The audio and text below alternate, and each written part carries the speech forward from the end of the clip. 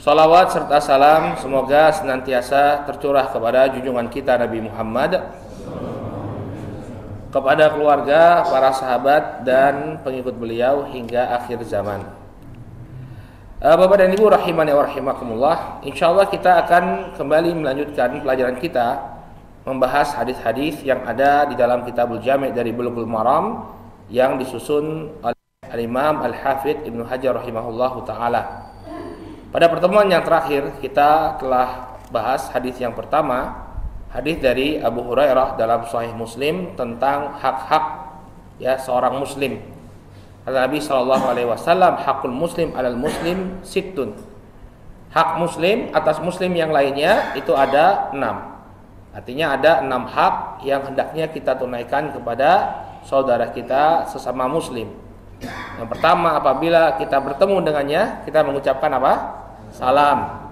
Kemudian yang kedua, kalau kita diundang, maka kita penuhi undangannya. Kemudian yang ketiga, apabila dia meminta nasihat, maka kita berikan nasihat kepadanya. Selanjutnya, apabila dia bersin, kemudian dia memuji Allah Subhanahu wa taala, maka kita doakan. Bentuknya ketika dia mengucapkan alhamdulillah, kita doakan yarhamukallah. Kemudian orang yang didoakan membalas yahdikumullah wa yuslihu balakum. Kemudian yang kelima, apabila dia sakit maka hendaknya kita jenguk. Dan yang terakhir, apabila dia meninggal dunia maka hendaknya kita antarkan jenazahnya. Ini 6 hak seorang muslim yang hendaknya kita tunaikan. Nah, sekarang kita masuk ke dalam hadis selanjutnya, hadis yang kedua. Mari kita simak apa yang disampaikan oleh Al-Hafidz Ibnu Hajar.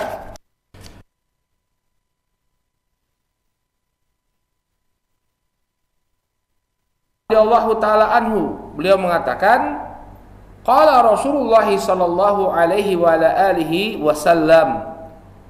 Rasulullah sallallahu alaihi wasallam bersabda, unzuru ila man huwa asfala minkum wa la tanzuru ila man huwa fawqakum fa huwa ajdaru alla tazdaru ni'matallahi alaikum. Kata Rasul sallallahu alaihi wasallam, lihatlah kepada orang yang di bawah kalian. Jangan kalian melihat kepada orang yang di atas kalian. Maka yang demikian lebih mendorong kalian untuk tidak meremehkan nikmat Allah atas diri kalian. Subhanallah ya. Muttafaqun alaih. Hadisnya muttafaqun alaih, disepakati kesahihannya, diriwayatkan oleh Al-Imam Al-Bukhari dan Muslim. Hadis ini Bapak dan Ibu rahimani wa rahimakumullah merupakan wejangan dan arahan dari Rasulullah sallallahu alaihi wasallam kepada kita semua untuk senantiasa menjadi hamba Allah yang bersyukur.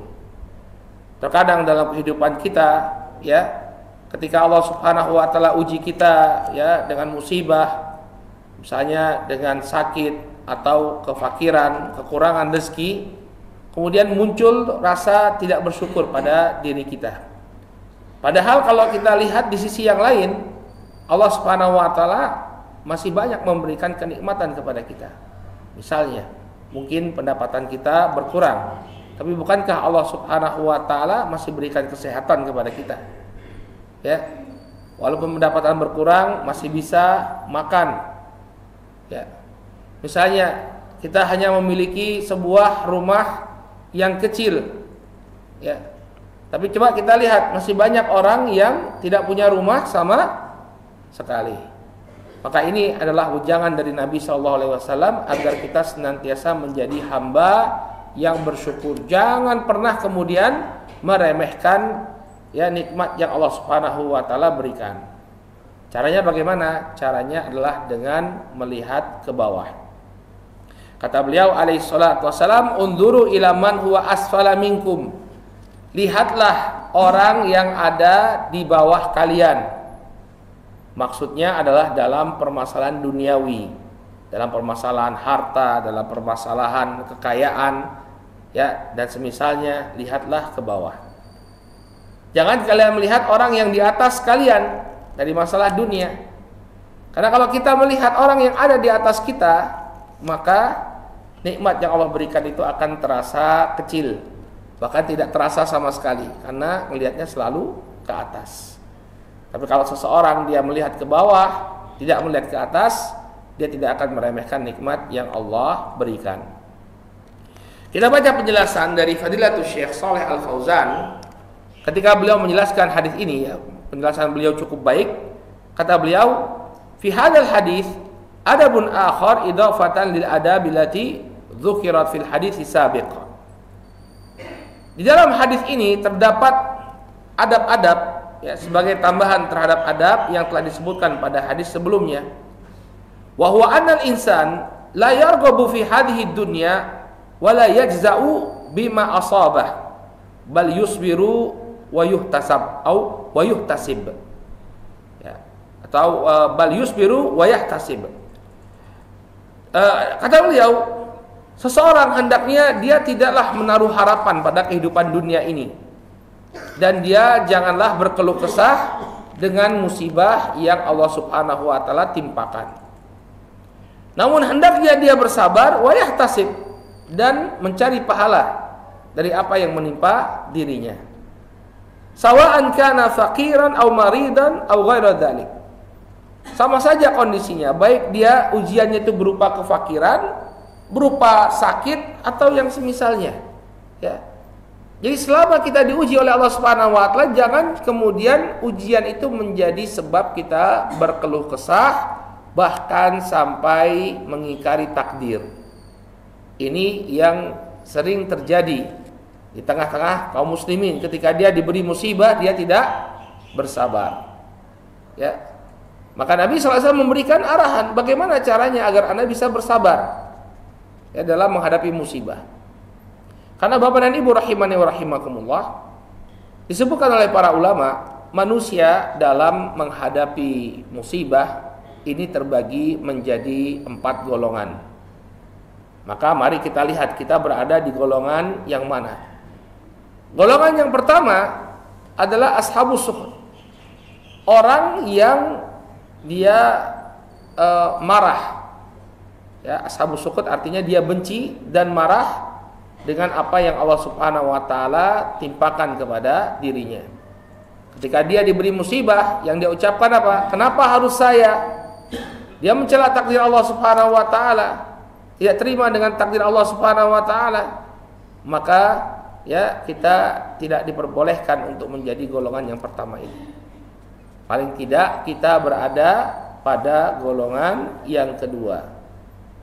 Siapa mereka golongan yang kedua? Yaitu orang-orang yang bersabar. Apa makna sabar? Dia menahan dirinya, terasa berat olehnya ujian yang Allah Subhanahu wa taala berikan, namun tidak keluar dari lisan dan perbuatannya apa-apa yang Allah murkai. Dia tidak meratap, ya kenapa harus saya? Atau seperti yang dilakukan oleh sebagian orang, memukul-mukuli tubuhnya sendiri, menampar-nampar pipinya, atau merobek-robek bajunya, membanting-banting perkakas yang ada di rumah saat dia ditimpa ujian. Dia tetap bisa mengendalikan dirinya walaupun itu berat. Maka paling tidak kita berada di level yang kedua ini, Bapak dan Ibu, ya. Maka orang yang berada di level yang kedua, ya, dia mendapatkan pujian dari Allah Subhanahu wa taala, ya.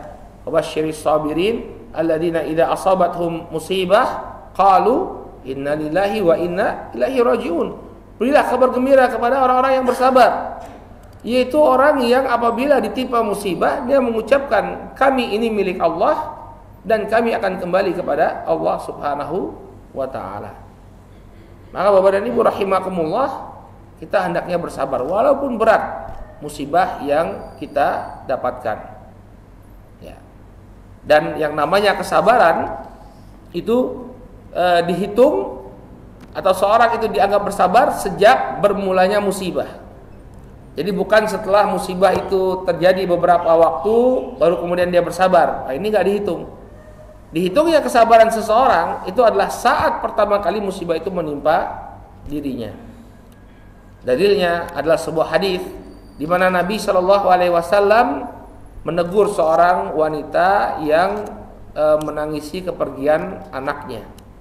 Jadi ada seorang wanita yang sedang menangis di kuburan, menangisi kepergian anaknya, lalu ditegur oleh Nabi alaihi salatu wasalam, ittaqillahi wasbiri, ya, bertakwalah engkau kepada Allah Subhanahu wa taala dan bersabarlah. Dan wanita ini tidak tahu kalau yang sedang berbicara adalah Rasulullah sallallahu alaihi wasallam. Kemudian dia mengatakan, innaka lam tusib bi musibati, sesungguhnya engkau tidaklah ditimpa musibah yang sama dengan diriku. Kenapa dia mengucapkan hal ini? Karena dia nggak tahu yang ngomong itu adalah Rasulullah. Kalau dia tahu yang sedang menasihati dirinya adalah Rasulullah, ya maka dia tidak akan mengucapkan hal yang demikian. Kenapa? Karena wanita ini baru ditinggal oleh satu orang anaknya. Sementara Nabi SAW diberi ujian oleh Allah Subhanahu Wa Taala, semua anak beliau meninggal dunia saat beliau masih hidup, kecuali Fatimah radhiyallahu anha. Jadi kalau kita ya punya anak yang sangat dicintai, kemudian anak kita meninggal dunia, salah seorang di antara mereka meninggal dunia, berkacalah kepada Rasulullah. Rasulullah Shallallahu Alaihi Wasallam, ya beliau memiliki 7 orang anak, putra dan putri. Yang pertama namanya Al-Qasim, yang kedua namanya Abdullah At-Tayyib, kemudian Zainab, Ummu Kulthum, Ruqayyah, Ummu Kulthum, Fatimah, dan Ibrahim. 6 orang anak ini lahir dari rahimnya Khadijah. 1 orang, yakni Ibrahim, lahir dari rahimnya Maria Al-Qibtiyah. 7 orang anaknya Nabi SAW. Tapi dari 7 orang ini, 6 orang meninggal dunia saat beliau masih hidup. Jadi beliau menghadiri pemakaman ya anak-anak beliau. Ya kecuali Ruqayyah, karena Ruqayyah itu meninggal saat perang Badar. Ketika Nabi sedang berada di Badar atau dalam perjalanan pulang menuju kota Madinah, Ruqayyah meninggal dunia. Tapi semua anak beliau meninggal dunia sebelum beliau alaihi salatu wassalam wafat, kecuali Fatimah. Fatimah pun tidak lama. Beliau itu jarak kematiannya dengan Rasulullah itu cuma 6 bulan. Cuma 6 bulan. Sehingga Nabi alaihi salatu wassalam mengalami musibah yang luar biasa. Beliau kehilangan anak-anaknya semua kecuali 1 saja, Fatimah. Maka kalau kata wanita tadi itu tahu yang ngomong adalah Rasulullah, nggak mungkin terucap innaka lam tusib bi musibati, kamu tidak ditimpa musibah yang sama denganku, bahkan Nabi lebih parah lagi. Ya. Maka Nabi pun kemudian pulang ke rumah beliau, lalu wanita tadi diberitahu, yang baru saja berbicara kepadamu adalah Rasulullah sallallahu alaihi wasallam. Maka kemudian wanita tersebut datang ke rumahnya Nabi alaihi salatu wasallam, lalu beliau ya berusaha untuk menemui Nabi sallallahu alaihi wasallam. Lalu Nabi mengatakan kepada wanita tadi, ya innamas sabru inda satmatil ula. Yang namanya kesabaran itu dihitung dari pukulan yang pertama. Jadi kapan seseorang itu dikatakan dia bersabar? Saat awal musibah itu menimpa dia. Kenapa? Para ulama menjelaskan, karena mau tidak mau seseorang yang ditimpa musibah pasti dia akan bersabar, mau tidak mau. Misalnya dia meninggal orang yang dia cintai, seorang wanita ditinggal oleh suaminya. Mau tidak mau dia pasti bersabar. Kenapa? Suaminya tidak bakal kembali. Demikian juga orang yang kehilangan sesuatu, misalnya dia punya kendaraannya hilang, cari-cari gak ketemu-temu. Akhirnya apa? Dia pun bersabar, mau tidak mau dia harus bersabar, dan seterusnya. Sehingga ketika dia bersabar, seiring dengan berjalannya hari dia bersabar, ini nggak lagi dapat pahala. Kenapa? Karena itu sifatnya manusia, sudah natural. Kenapa? Karena memang nggak bisa lagi kembali apa yang telah hilang dari dirinya.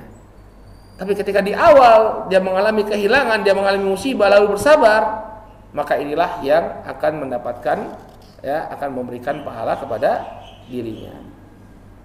Ini baru tingkatan yang kedua. Tapi paling tidak kita berada di tingkatan yang kedua, dan ini juga pahalanya sudah luar biasa.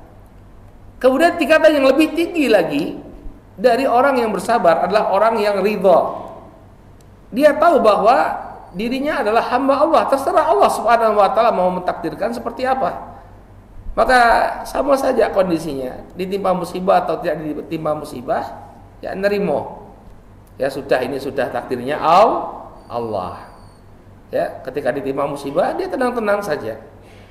Maka ini lebih tinggi kondisinya. Kalau orang yang sabar itu masih berat, cuma dia berupaya untuk mengendalikan dirinya jangan sampai mengeluarkan ucapan atau melakukan perbuatan yang membuat Allah murka. Yang paling tinggi dari derajat orang-orang yang ditimpa musibah adalah orang-orang yang justru bersyukur. Kepada ibu rahimakumullah, bersyukur ketika ditimpa musibah. Saat ditimpa musibah, dia mengucapkan alhamdulillahi ala kulli hal. Segala puji bagi Allah Subhanahu wa taala atas segala kondisi. Bagaimana seseorang dia bisa bersyukur dengan musibah yang ditimpa yang menimpa dirinya? Karena ini salah satunya. Dia melihat ke bawah. Misalnya dia ditimpa sebuah penyakit. Alhamdulillah penyakit yang menimpa saya adalah penyakit ini. Ada orang yang penyakitnya lebih parah. Ya harus bolak-balik ke rumah sakit, diopnam selama beberapa bulan, operasi sampai berkali-kali. Ya, saya beberapa waktu yang lalu minta ada jamaah yang minta didoakan, bukan untuk dia tapi untuk adiknya. Itu tulangnya mengalami infeksi sampai 16 kali operasi. Bayangkan Pak, diobok-obok oleh dokter bedah 16 kali infeksi pada tulangnya. Subhanallah. Maka kalau kita lihat gini ya, bersyukur kita ya, Masya Allah bisa jalan. Ada orang yang diuji oleh Allah Subhanahu Wa Taala sampai 16 kali operasi dan itu pun belum sembuh. Mesti artinya apa? Ada operasi selanjutnya. Maka kita bisa bersyukur dengan musibah yang kita alami dengan apa? Melihat ke bawah. Kemudian bagaimana seseorang juga bisa bersyukur ya dengan musibah yang dia alami? Dia yakin kalau dia bersabar, ya, dia mengucapkan innalillahi wa inna ilaihi rajiun, maka Allah Subhanahu wa taala akan ganti dengan sesuatu yang lebih baik. Ada kisah yang dituturkan oleh Ummul Mukminin Ummu Salamah radhiyallahu taala anha. Jadi Ummu Salamah ini adalah istri dari sahabat Abu Salamah. Abu Salamah dan Ummu Salamah termasuk orang-orang yang awal masuk Islam. Banyaklah kisah-kisah yang mereka alami demi mempertahankan keimanan mereka. Nah, dalam perang Uhud, Abu Salamah ini terluka Bapak dan Ibu. Luka. Kemudian alhamdulillah Allah berikan kesembuhan terhadap lukanya. Sehingga Nabi pun berikan tugas kepada Abu Salamah untuk menyerang sebagian orang yang berbuat kekacauan di luar kota Madinah. Maka pergilah Abu Salamah dan beliau berperang. Nah, luka lamanya di perang Uhud itu kembali terkuak ketika dia pulang ke kota Madinah, sakit dan kemudian meninggal dunia.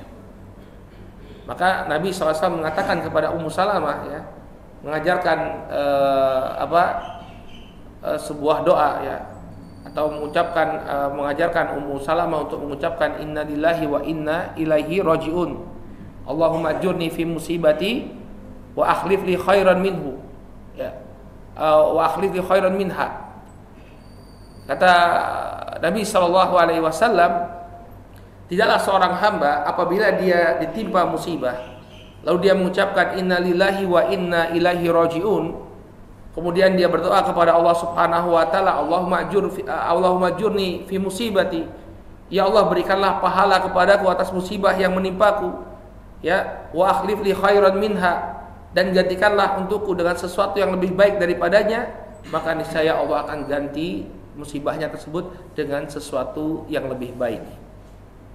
Maka Ummu Salamah pun mengucapkan apa yang diajarkan oleh Nabi SAW, tapi dia berpikir, suami saya ini orangnya luar biasa baiknya. Luar biasa baiknya. Lantas siapa yang bisa menjadi pengganti beliau? Ternyata begitu masa iddahnya Ummu Salamah habis, Nabi SAW melamar Ummu Salamah.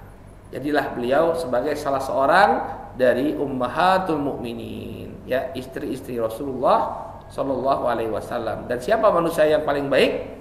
Rasulullah. Maka orang yang ditimpa musibah, dia kemudian dia mengucapkan ucapan tadi, innalillahi wa inna ilaihi rajiun, Allahumma ajurni fi musibati wa ahlif li khairan minhu aw minha, ya, maka Allah akan ganti dengan sesuatu yang lebih baik. Kemudian kenapa seseorang bisa bersyukur dengan musibah yang dia alami? Ya, dia tahu bahwa apabila seseorang itu bersabar atas musibah yang dia alami, maka musibah itu akan menjadi kafaratun, menjadi penghapus dosa. Kita ini adalah hamba yang penuh dosa dan maksiat. Maka ketika ditimpa musibah oleh Allah Subhanahu wa taala, kita berharap itu menjadi penghapus dosa kita. Makanya kita husnudzon. Kalau panjenengan punya tetangga atau karib kerabat yang Allah beri ujian sakit sebelum meninggal, ya, lalu dia bersabar dengan sakitnya, tetap saja dia menjadi hamba yang taat, ya, itu mudah-mudahan pertanda kebaikan. Kenapa? Allah ingin cuci terlebih dahulu dosanya sebelum dia meninggal, sehingga saat bertemu dengan Allah Subhanahu wa taala, dia tidak membawa dosa sebesar apapun. Nah, maka perspektif kita, cara kita memandang musibah itu harus diubah, sehingga musibah ini bisa berakibat berkah, ya, menjadi berkah. Caranya itu tadi, Anda lihat ke bawah, kemudian mengharapkan Allah gantikan dengan sesuatu yang lebih baik, kemudian menjadikan musibah ini atau berharap musibah ini akan menjadi penghapus dosa. Dan ada satu lagi, ya, kita berhusnudzon kepada Allah. Kalau selama ini, kalau musibah ini akan membawa kebaikan kita, di balik musibah ini ada kebaikannya. Husnudzon sama Allah. Misalnya mungkin kita ini selama ini lalai, diberi musibah oleh Allah Subhanahu wa taala jadi taat. Ada orang yang nggak pernah ke masjid, begitu ditimpa musibah jadi rajin ke masjid, rajin tilawatul Quran, suka bersedekah. Sehingga musibah itu pasti ada hikmahnya di baliknya. Ya. Atau mungkin karena musibah yang kita alami, kita terhindar dari musibah yang lebih besar. Apa bisa seperti itu, Ustaz? Bisa. Ya, disebutkan bahwa dahulu di masanya para sahabat, ya, ada seorang laki-laki yang berprofesi sebagai komandan pasukan dalam kekhilafahan Banu Umayyah. Dia punya panglima namanya Ubaidullah ibn Harith. Nah, ketika terjadi peristiwa Karbala itu, Bapak dan Ibu rahimakumullah, adalah peristiwa terbunuhnya cucu Nabi SAW, Husain bin Ali. Jadi ketika itu Husain bin Ali, beliau datang ke kota Kufah, karena orang-orang Kufah ini menjanjikan akan menjadi pendukungnya Husain sebagai khalifah. Ayo, wahai Husain, datanglah engkau ke tempat kami akan dukung engkau menjadi khalifah. Maka Husain datang ke sana, ternyata orang-orang Kufah berkhianat. Mereka tidak memberikan dukungan, bahkan telah siap menanti pasukannya Bani Umayyah. Nah, laki-laki tadi, dia komandan pasukan. Coba kemudian beberapa waktu sebelum Husain itu datang ke Karbala, dia jatuh dari atas atap rumahnya. Nggak tahu membenarkan rumahnya, atau dia punya hajat naik ke atas rumahnya, jatuh, kemudian kakinya patah. Kemudian ada seorang ulama namanya Abu Kilabah mengatakan kepada sang komandan ini, ya, mudah-mudahan dengan patahnya kakimu ini menjadi sumber kebaikan. Maka berpikirlah si komandan pasukan ini, apa kebaikan yang saya dapatkan dari patahnya kaki? Gak bisa kerja, gak bisa kemana-mana, di rumah saja terbaring. Apa kebaikannya? Maka kemudian Bapak dan Ibu rahimani wa rahimakumullah, ya, datang surat tugas dari Ubaidullah, ya, bahwa engkau diperintahkan untuk apa? Untuk mencegat rombongannya cucu Nabi SAW Husain bin Ali. Tapi dia nggak bisa karena kakinya patah.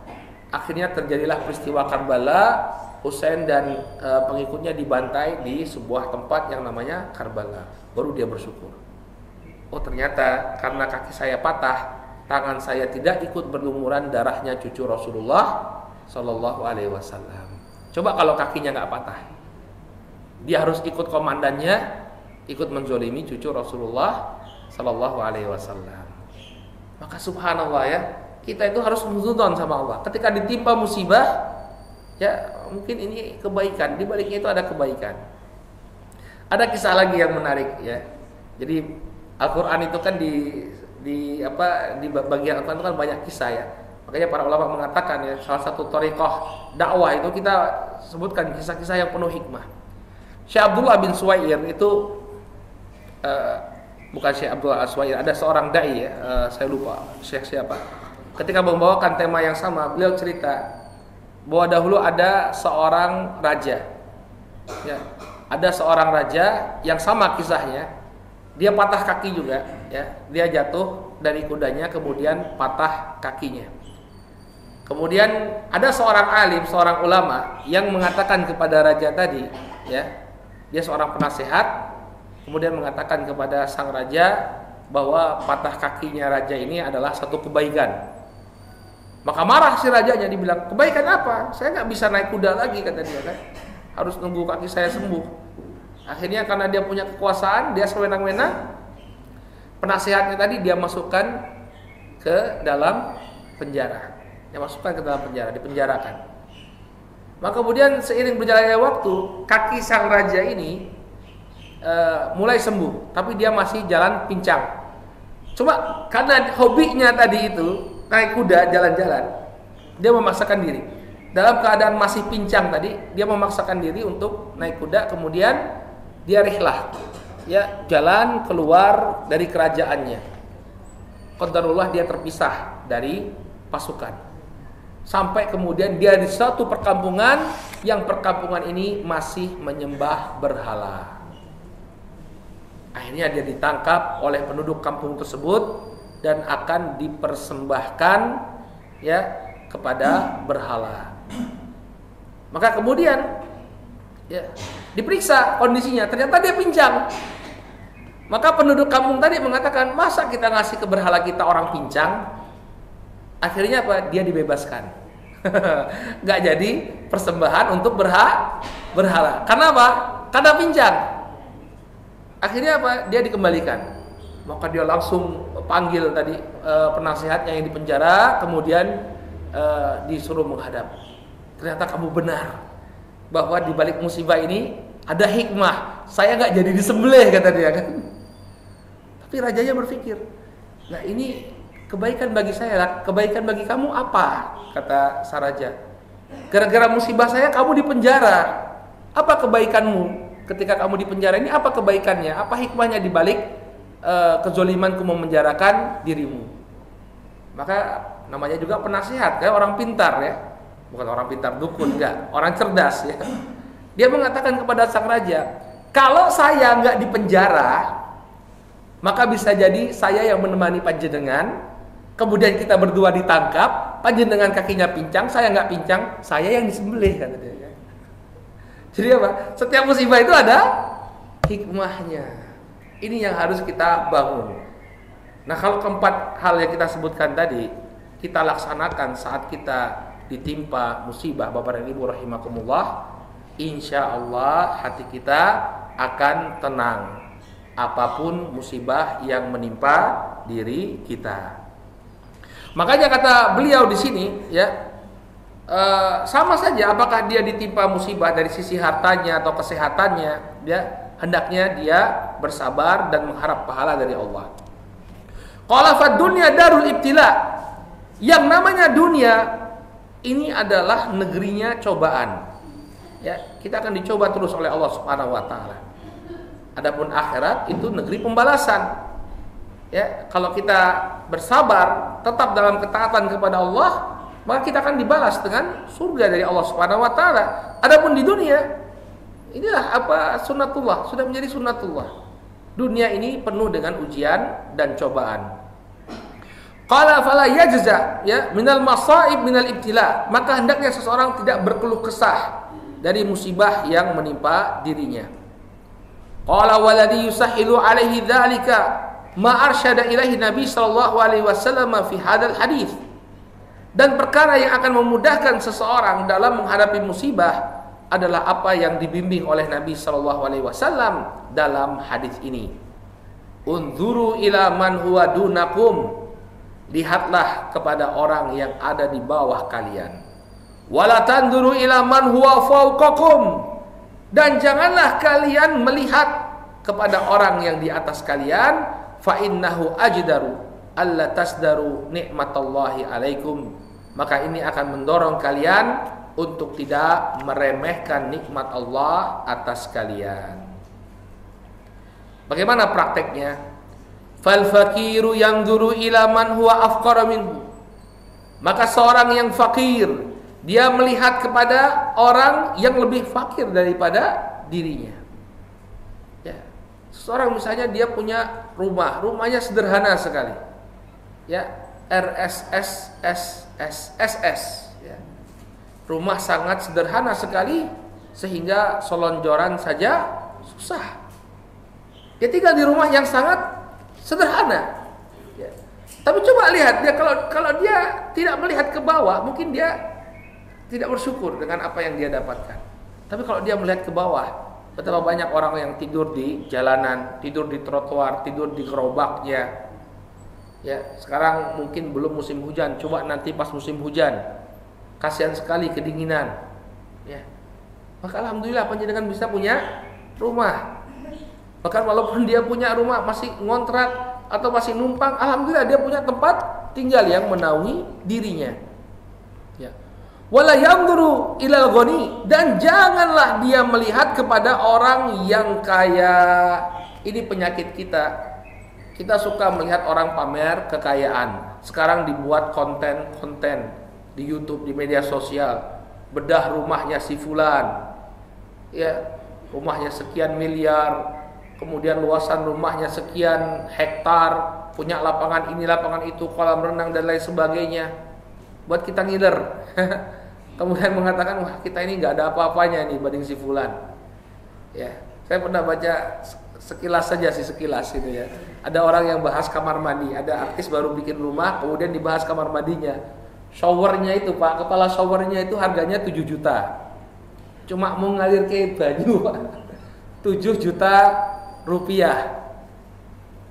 Nek kalau mandi pakai shower 7 juta jadi cantik gitu ya, atau gimana ya? Padahal dia pakai gayung ya, pakai ciduk ya juga sama ya, basah juga ya. Bathtub itu tempat berendamnya itu loh Pak. Tempat berendamnya 30 juta.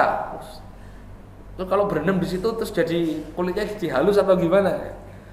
Kadang-kadang kita nggak habis pikir, orang keluarkan duit yang banyak sekali untuk kemewahan, padahal dia bisa tetap hidup ya, walaupun tidak semewah itu. Subhanallah. Maka jangan, kata beliau, jangan melihat kepada orang yang kaya. Nah ini hati-hati anak-anak kita ya, anak-anak kita, para remaja, ini dinasihati, jangan suka nonton konten-konten yang pamer kekayaan. Kenapa? Kalau misalnya dia, Allah takdirkan dia lahir dari keluarga yang biasa-biasa saja, keluarga yang sederhana, kemudian dia melihat orang-orang tadi pamer kekayaan, dia nggak punya apa-apa untuk mendapatkan kekayaan, ya dia bisa jual diri. Dia lihat, oh orang punya iPhone, saya juga pengen iPhone ya. Akhirnya apa? Banyak di antara remaja kita yang melacurkan diri. Ya, open BO katanya. Ya. Untuk melayani pria hidung belang, nanti dapat duitnya dipakai untuk bermewah-mewahan. Maka lihatlah ke bawah, jangan lihat ke atas. Banyak sekali efek negatif yang bisa kita dapatkan saat melihat ke atas.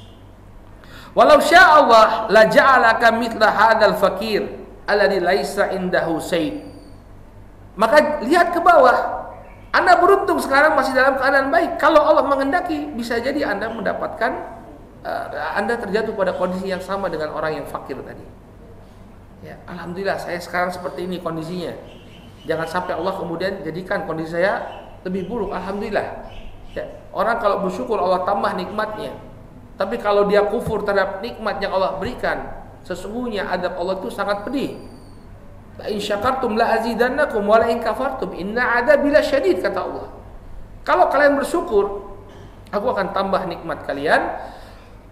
Namun ketika kalian kufur, sesungguhnya azabku itu sangatlah pedih.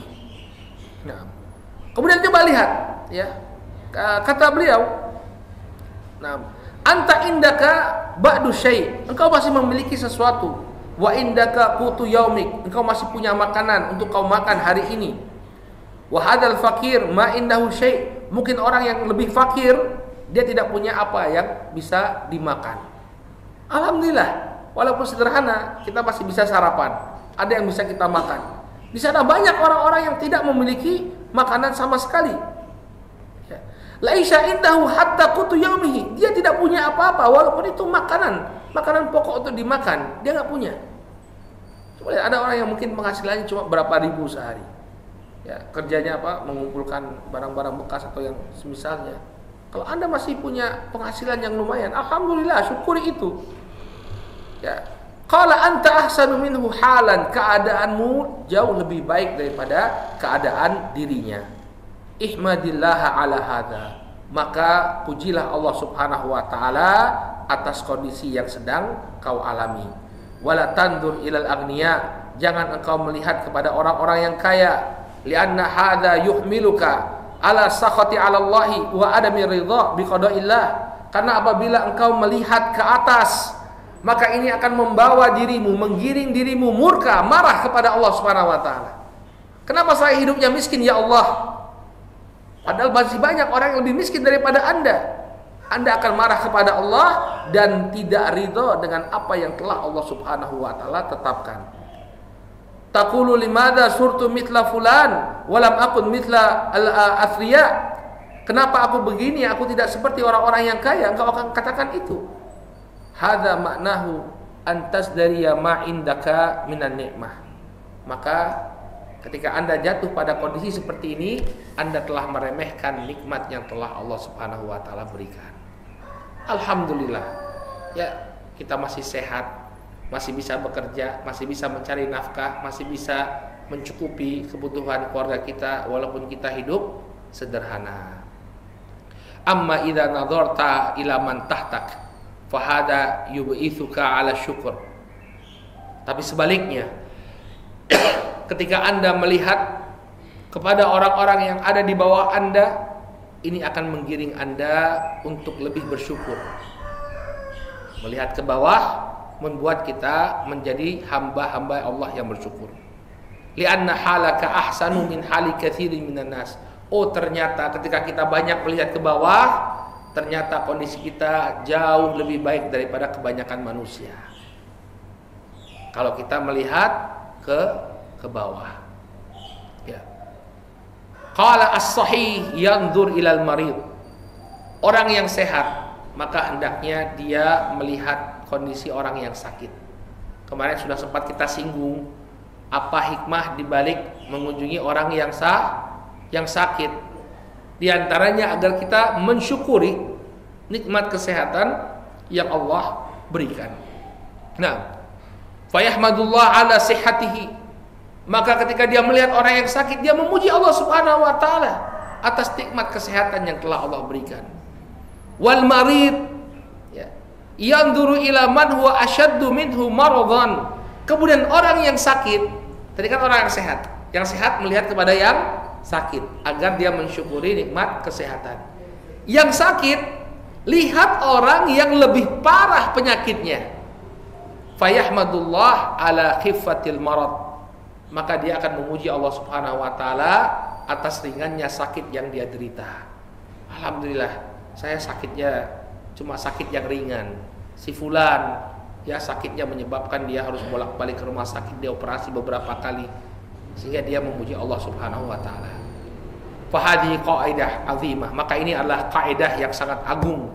Kaidah yang harus kita pegang dalam kehidupan kita, senantiasa kita amalkan dalam keseharian kita. Unzuru ila man huwa dunakum. lihatlah orang yang di bawah kalian.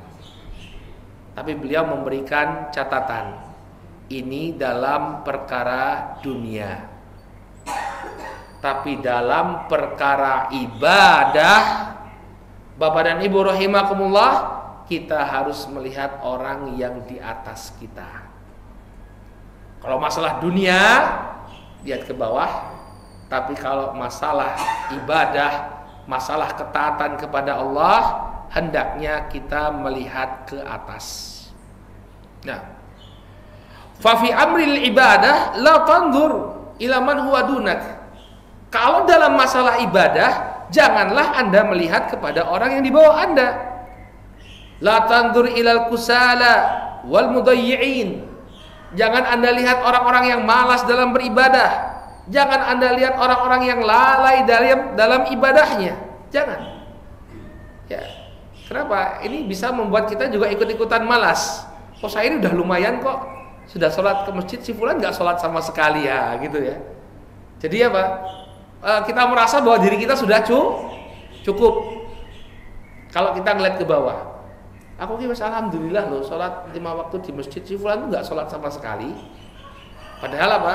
Kalau dia lihat ke atas, oh ada orang yang sholat 5 waktu ke masjid, qiyamul lail, sholat duha, sholat sunnah, rawatib dijaga, puasa Senin Kemis, puasa 3 hari setiap bulan, sedekahnya masya Allah, yang jauh lebih hebat daripada kita. Maka dalam masalah ibadah, jangan Anda melihat kepada orang-orang yang malas dan orang-orang yang lalai. Bal undur ilal abrar wa ilal atqiya. Tapi lihatlah orang-orang yang melakukan banyak amalan kebaikan. Lihatlah orang-orang yang bertakwa. Likaitu syarikahum wa tatashabbah bihim, agar engkau bisa menyertai mereka dan meniru kebaikan yang mereka tunjukkan. Itu maksudnya kenapa kita melihat orang yang lebih rajin dalam beribadah. Fa fi umuriddin la tanzur ila man huwa dunak. Dalam masalah agama, jangan melihat orang yang di bawah kalian. Bal unzur ila man huwa fawqaka fiddin. Tapi lihatlah orang yang di atasmu dalam masalah agama. Limadza la takunu mithlahu. Kenapa kamu tidak berupaya untuk menjadi seperti dia? Ya, kenapa Anda tidak berupaya untuk seperti dia yang ibadahnya lebih bagus? Limadza la taqtadi bis-shalihin. Kenapa engkau tidak mengikuti jejaknya orang-orang saleh? Limadza la taqtadi bil ulama? Ya, kenapa engkau tidak menempuh jalan yang dicontohkan oleh para ulama? Ya. Kemudian kata beliau, demikian juga orang yang menuntut ilmu agama. Jangan melihat orang yang di bawah. Misalnya ada yang sudah ngaji seminggu sekali misalnya, ya, di Masjid Raudhatul Jannah tiap hari Sabtu, 2 minggu sekali ya. Ya. Maka jangan lihat orang yang nggak ngaji sama sekali, tapi lihat orang yang lebih intens dalam mengkaji ilmu agama. Ya, saya 2 kali seminggu ikut pengajian, si fulan sekali seminggu. Ayo kita jadikan sekali seminggu sekali. Ada yang ya 3 kali seminggu ikut pengajian. Maka kita juga mencoba untuk menirunya. Dalam menuntut ilmu agama pun tidak melihat ke bawah. Idza kunta talibal ilm fala taqna ya bima hasalta alaihi minal ulum bal utlubul mazid minha ma dumta hayyan. Ya. Apabila engkau seorang penuntut ilmu, maka janganlah engkau merasa cukup dengan apa yang kau dapatkan, namun senantiasalah engkau mencari tambahan selama engkau masih hidup. Wa hadza khilafu umurid dunya. Maka ini berbeda dengan perkara dunia. Kalau perkara dunia lihat ke bawah, kalau perkara akhirat lihat ke atas. Baik. Ini apa yang bisa kita bahas ya tentang perintah dari Nabi alaihissalatu wassalam untuk melihat ke bawah, jangan melihat ke atas dalam permasalahan dunia, karena ini akan memudahkan kita untuk tidak meremehkan nikmat Allah. Kita tutup ya pembahasan kita di pagi hari ini dengan mengambil beberapa faedah. Ya. Yang pertama, at-tuma'ninatul qalbiyah la tahsul illa bil qanaah ya bima qasamallahu lil abid. Ketenangan jiwa, tenangnya hati seseorang itu tidak akan dia dapatkan kecuali dengan qanaah. Ya, qanaah ini kalau orang zaman dulu bilang apa? Nerimo. Anda tidak akan bisa meraih ketenangan jiwa kalau karakter nerimo itu tidak ada pada diri Anda. Hatinya bergejolak, pengen ini, pengen itu. Tapi kalau dia nerimo, artinya qanaah, menerima apa yang Allah Subhanahu wa taala berikan kepada dia, maka dia tenang. Alhamdulillah rezeki saya segini. Ya. Tapi kalau orang apa bahasanya? Kemaruk ya, apa istilahnya? Serakah itu ya. Pengennya banyak, pengen dapat yang banyak, maka selama-lamanya dia tidak akan mendapatkan ketenangan. Makanya sebenarnya itu sumber kebahagiaan itu bukan dari harta yang kita miliki, tapi rasa cukup yang ada di hati kita. Nabi SAW ketika berbicara tentang kekayaan, apa kata beliau? Laisal ghina bi kathratil arad, wa innamal ghina ghina'un nafs. Yang namanya kekayaan itu bukan dengan banyaknya harta. Akan tetapi ya, yang namanya kekayaan sejati adalah jiwa yang merasa cukup. Alhamdulillah. Sehingga dia tidak terpacu ya, kemudian terprovokasi untuk mencari dunia. Kemudian thariqatul qanaah yang kedua, thariqatul qanaah ayyandurul insan ya fi amri dunya ila man huwa dunahu.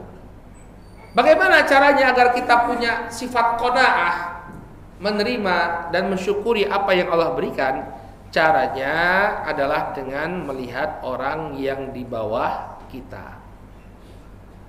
Paling gampang itu, cari orang yang kondisinya lebih sulit daripada kita. Maka niscaya akan mudah bagi kita untuk bersyukur. Kemudian yang ketiga, hadis ini menunjukkan fadlu zuhdi fid dunya, keutamaan zuhud dari dunia. Zuhud itu artinya seseorang dia tidak kemudian hatinya itu melekat pada dunia. Ya sudah, masalah dunia kita terima apa yang Allah Subhanahu wa taala berikan, kita berusaha untuk mendapatkan rezeki dari Allah Subhanahu wa taala, kemudian apa yang Allah berikan ya sudah kita syukuri. Tidak kemudian tamak berlomba-lomba untuk mengumpulkan dunia. Kemudian yang keempat, fil hadis kaifiyatu mu'alajati da'il hasad.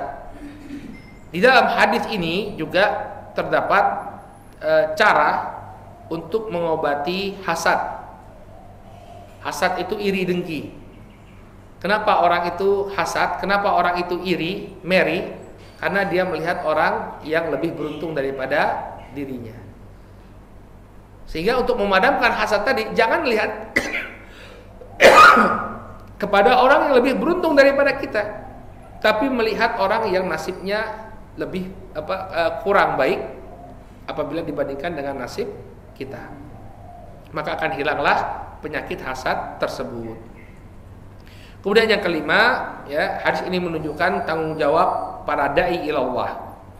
Nah, bahwa para dai ilallah hendaknya juga membimbing ya jamaahnya, membimbing masyarakat ya untuk mendapatkan ketenangan dalam kehidupannya. Jadi yang namanya dai itu bukan hanya mengajarkan ibadah saja, bukan. Tapi juga untuk mengajarkan kepada masyarakat bagaimana agar mereka mendapatkan ketenangan dalam kehidupannya. Salah satunya adalah dengan melihat ke bawah. Wallahu ta'ala a'lam bissawab. Mungkin ini yang bisa kita sampaikan berkenaan dengan perintah Nabi alaihi salatu wassalam untuk senantiasa melihat ke bawah. Maka coba ini Bapak dan Ibu rahimakumullah dipraktekkan dalam kehidupan kita sehari-hari. Ya, panjenengan lihat orang yang lebih susah, maka insya Allah ini akan membawa ketenangan kepada hati kita, kemudian juga akan lebih memudahkan kita untuk menjadi hamba Allah yang bersyukur. Wallahu taala a'lam bissawab. Ini yang bisa kami sampaikan. Ya, lebih kurangnya kami mohon maaf. Kemudian kalau ada yang ingin ditanyakan, terutama yang berkenaan dengan tema, kami persilahkan. Monggo. Silakan, Pak. Waalaikumsalam warahmatullahi wabarakatuh.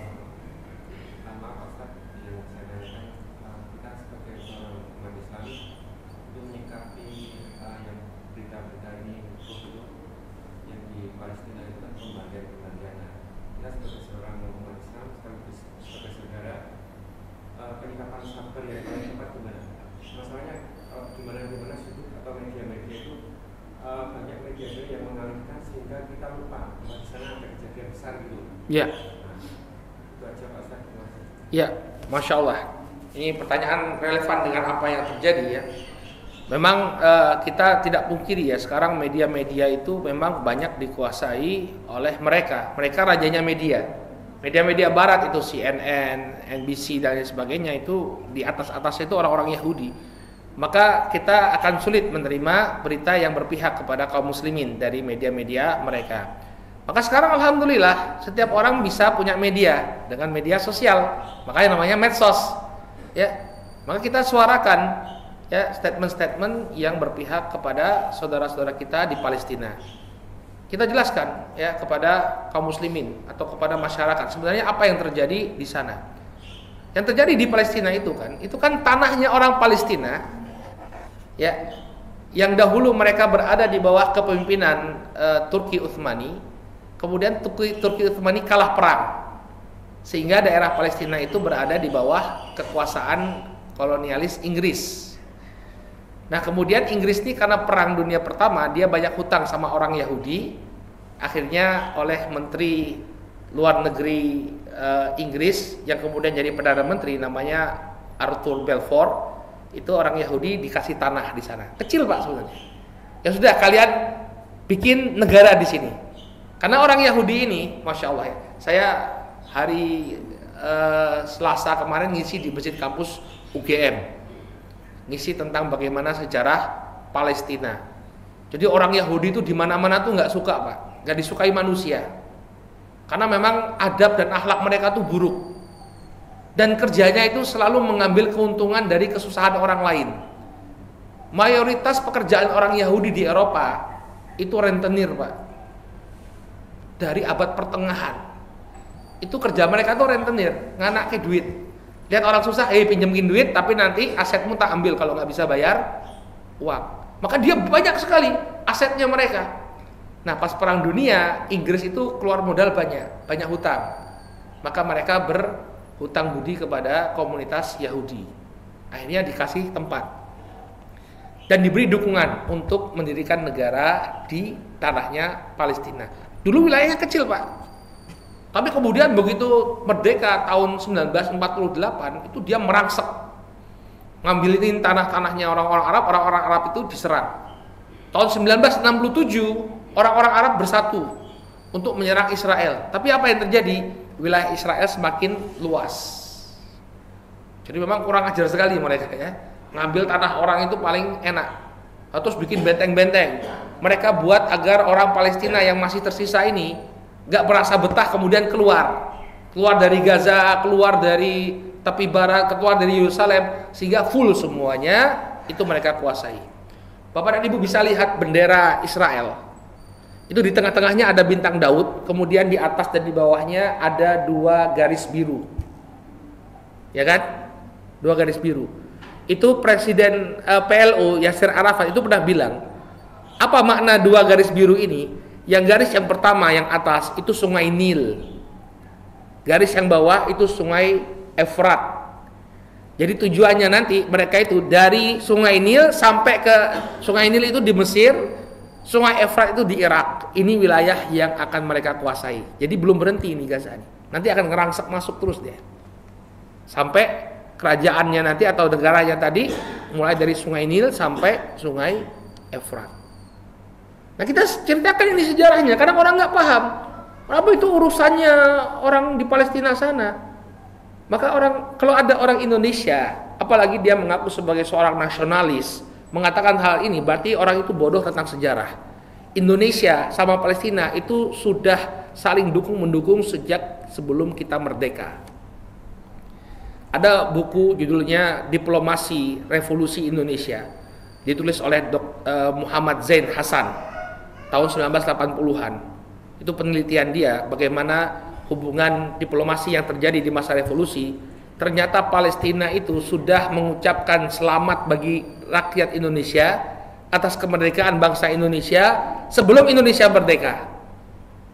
Lah kok bisa Ustadz? Bisa. Tahun 1944 Perdana Menteri Jepang itu mendeklarasikan janji bahwa Indonesia akan merdeka. Makanya ada BPUPKI. Itu kan difasilitasi oleh Jepang. Ya, badan untuk persiapan usaha kemerdekaan. Ya, Dokuritsu Junbi Kosakai bahasa Jepangnya.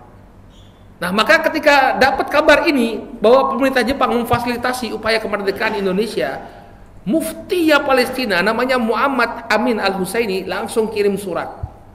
Ya, selamat kepada Indonesia. Makanya banyak sekali foto founding father kita, Agus Salim, Muhammad Nasir, itu sama orang-orang Palestina.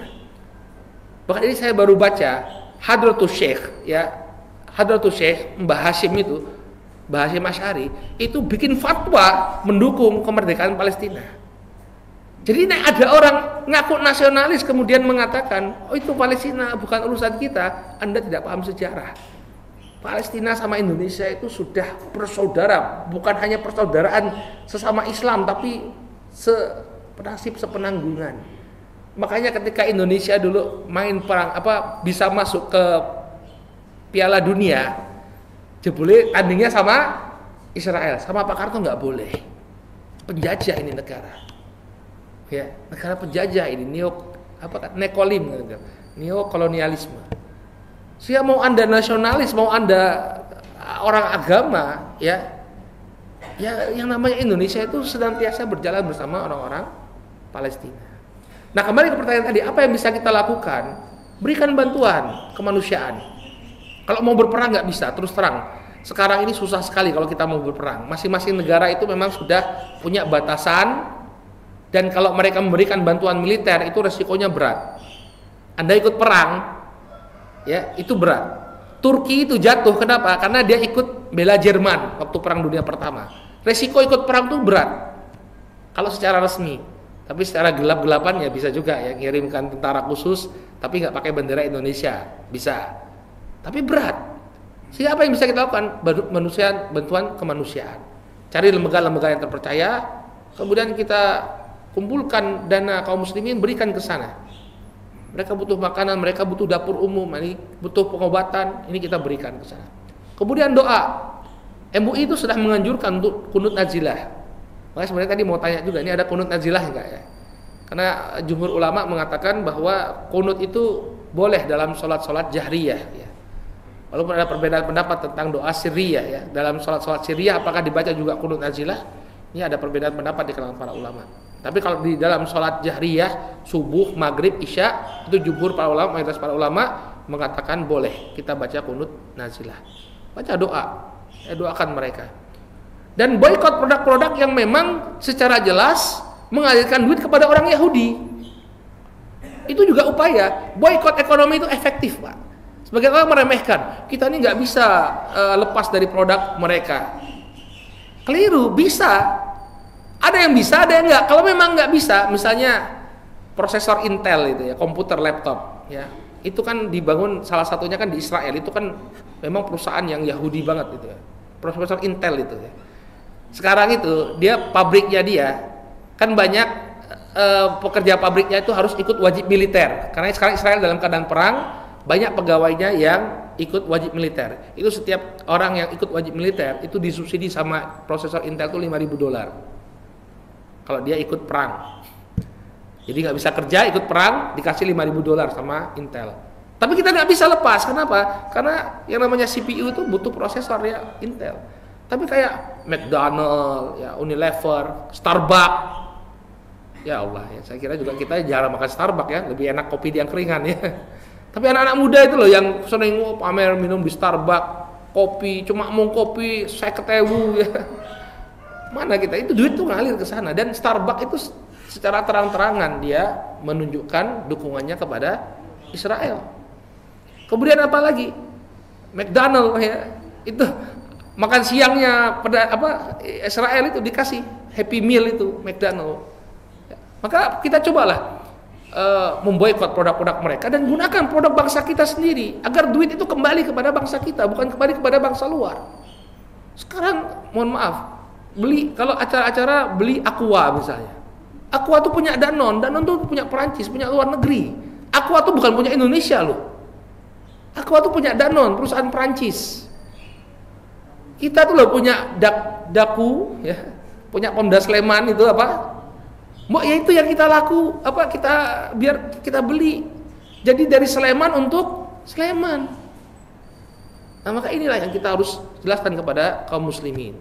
Apa yang bisa kita lakukan untuk saudara-saudara kita di Palestina. Wallahu taala alam. Alhamdulillah kita masih berjalan bersama pemerintah ya. Ibu Menlu itu, Bu Retno itu terang-terangan itu di majelis PBB ya. Beliau mengecam Israel. Jadi kita melakukan ini, insya Allah pemerintah tuh gak ada masalah gitu. Anda mau boykot ya, mau boykot produk Israel, gak jadi masalah. Gak melawan hukum Indonesia. Pemerintah justru berjalan bersama kita. Alhamdulillah. Begitu ya Pak ya. Ada lagi yang bisa yang mau ditanyakan? Sudah masuk waktu syuruk sih sebenarnya. Ya silakan Pak.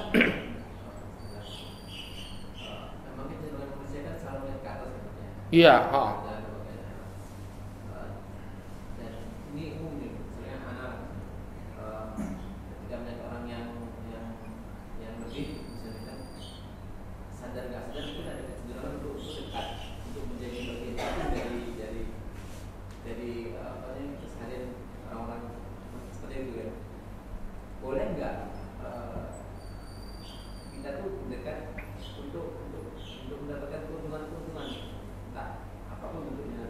Mendekat kepada orang kaya begitu. Iya, orang yang lebih kaya.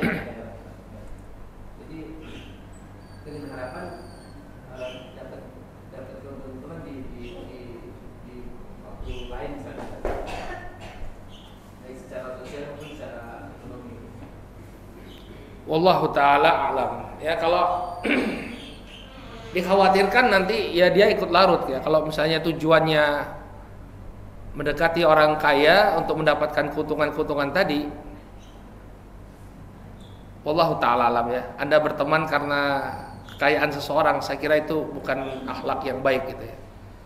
Untuk mendapatkan keuntungan dari seseorang, saya kira bukan satu akhlak yang baik ya, wallahu ta'ala alam ya.